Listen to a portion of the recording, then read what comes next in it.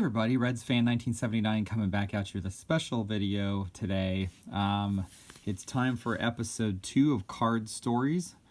I posted the first one about a week and a half ago. Was my Joey Votto Topps rookie BGS 9.5. So this week we've got a couple of special cards and really some of the inspiration for my collection. So I know a lot of you guys have heard the story about me meeting Joe Morgan. Actually bought a car from his dealership back in 2014. We bought a 2011 Honda CR-V at his dealership that's halfway in between Dayton and Cincinnati, Ohio. He happened to be there that day, which was awesome. We got to talk to him for about 5 or 6 minutes, and then he was on his way down to the ballpark for an interview. So before I talk about the cards real quick, let me show you guys. So he actually gave me this, which is really cool.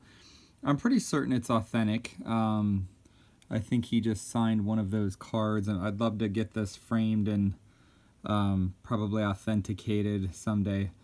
Not by PSA, because they'd freaking take forever, but I just think that's really cool. And then when I bought the car, I went back and actually got this. I don't know if you guys can see it. It was done in marker. That's okay.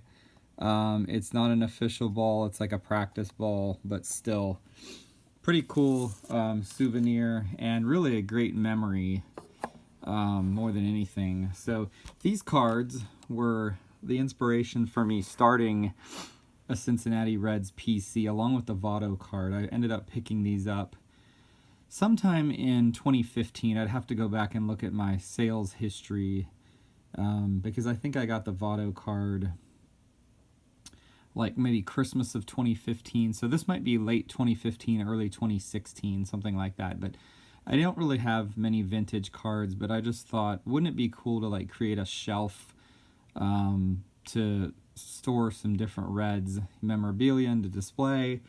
And so the first shelf I created was Joe Morgan, and I started out with these 2 cards, and then I added a couple of other autographed cards in the last 3 or 4 years, but these were neat. So the story behind this card,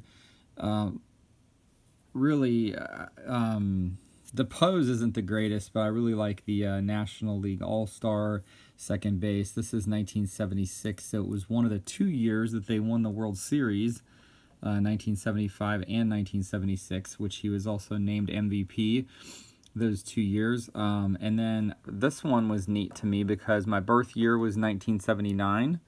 So also the NL All-Star, he was a 10-time All-Star, which is just amazing. I mean, won 2 World Series, 2 MVPs, 10-time All-Star, I want to say 4 or 5-time Gold Glover, maybe more. Too many accomplishments to list, but anyways, so that was the reason I picked that one up, was my birth year as well as the All-Star. And I just thought they complemented each other well. They both have the clean white borders. One's an action frame, one's more of a still frame, but it was just a great memory for me. And I actually got both of these for a great deal. They were $19.99. Both of them were, when I got them, I think early 2016, late 2015. Now, he's passed away almost a year. It was October of 2020. Now we're about 10 months later. I haven't looked at these cards recently, but in the few months following his death, both of these cards were selling for between $75 and $100. And I think that happens quite often when players pass away, especially Hall of Famers like him. People covet, those cards. And so to have graded cards, obviously Gem Mint 10s would be so much more. But I thought these were nice for Mint 9s. They looked pretty clean. They looked fairly well centered.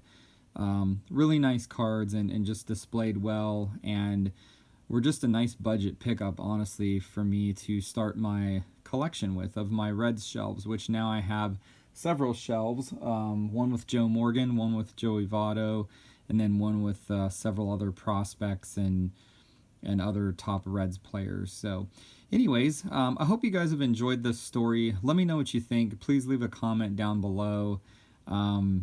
Like I said, the reason I'm doing these stories is just to it piques in people's interest to find out, you know, how you got a card. There's always some type of story behind something, and so I just wanted to convey that to you guys. So would love to hear from some of you other Reds fans, other people that have collected Joe Morgan, or maybe Reds Hall of Fame cards. Maybe other people that got to meet Joe Morgan. What did you guys think of him? I thought he was a real classy guy. So anyways, hope you all have a great rest of your week, and please like, comment, subscribe.